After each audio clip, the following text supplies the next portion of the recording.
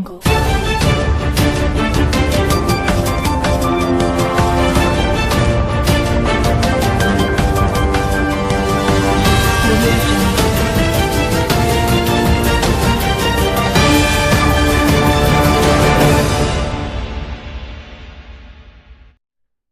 ધામના સંત પરમ પૂજ્ય દોલતરામજી બાપુને મુંબઈ ખાતે global book of England award 2024થી સન્માનિત કરાયા.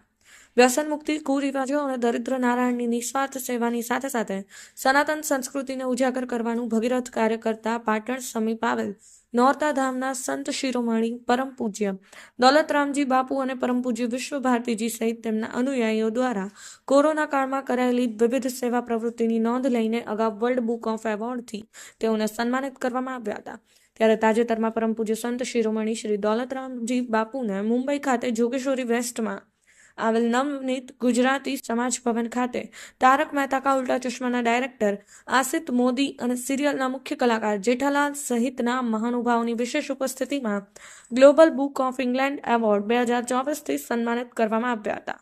મુંબઈ ખાતે પૂજ્ય સંત શ્રી દોલતરામજી બાપુને આ એવોર્ડનો સ્વીકાર કરતા જણાવ્યું હતું કે આ એવોર્ડ પોતાના અનુયાયીઓ સહિત ભક્તગણને આભારી છે.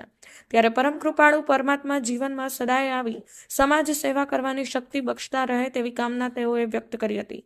નોરતાના સંત શિરોમણી પરમ પૂજ્ય દોલતરામજી બાપુને આ એવોર્ડ અપાવવામાં vice president of world book of London અને પાલનપુર સ્થિત રહેતા નીતિનભાઈ ઠાકોરનો સિંહ ફાળો હોવાનું બાપુના અનુયાયી પરમ પૂજ્ય રવિરામ મહારાજે જણાવ્યું હતું.